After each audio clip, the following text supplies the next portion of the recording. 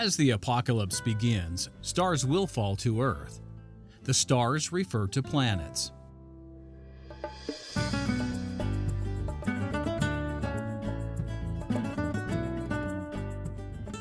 Now, we've already noted two stars that will fall, Wormwood and Apollyon.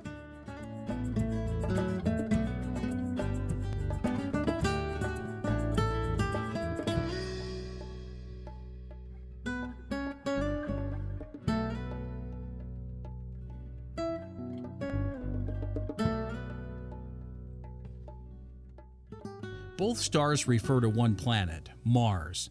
Mars will not be alone in its close approach to Earth. There will be other stars joining it. The prophecies always use stars in the plural.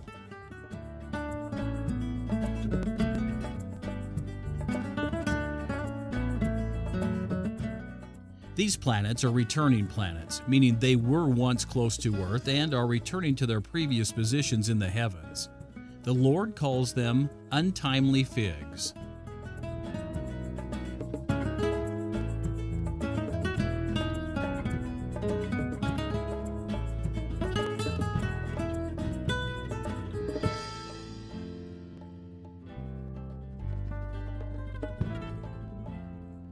At the crucifixion event, which opened the sixth seal, the planets of the polar configuration fell towards Earth and then departed.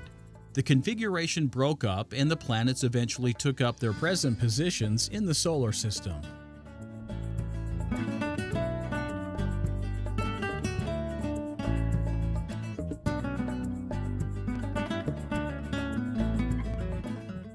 At the second coming, the process will reverse. The planets of the polar configuration will return to Earth and the configuration will be reconstituted. The fig tree, a version of the world tree, will return as the tree of life.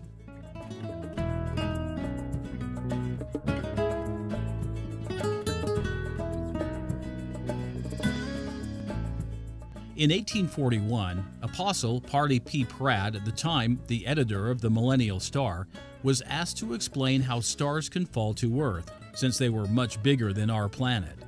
Elder Pratt published the question posed by Joseph Fielding and his answer in the Star.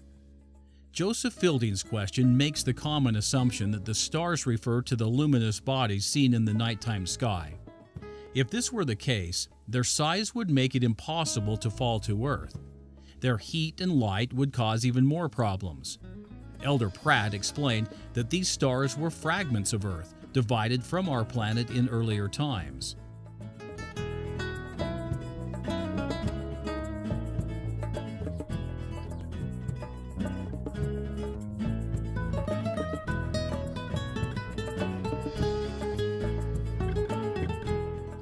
Elder Pratt continues, pointing out that some of these so-called fragments will be larger than our present Earth.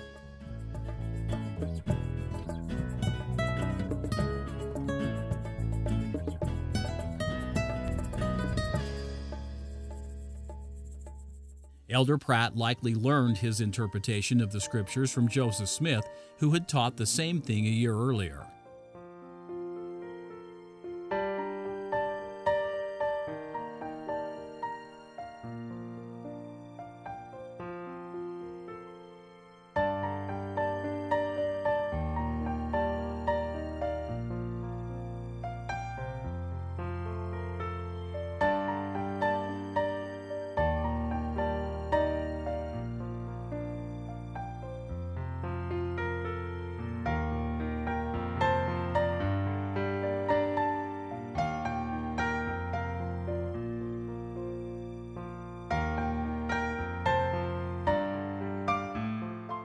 For these explanations to make sense, we must first understand that the ancient Earth was a congregation of planets.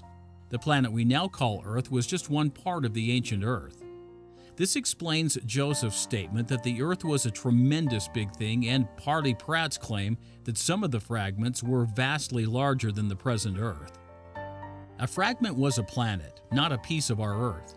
The fragment we now call Jupiter is substantially larger than Earth. The Lord has divided the congregation of planets several times, once at the time of Peleg and other times as well. Dividing the Earth simply means separating one or more of its constituent parts, planets, and sending them away from Earth. So, for example, when the Earth was divided for the 10 tribes, this means that the planet upon which the 10 tribes were living was separated from our present Earth and sent into space. The story of the apocalypse is the return of these planets and the restoration of ancient Earth to its primeval configuration.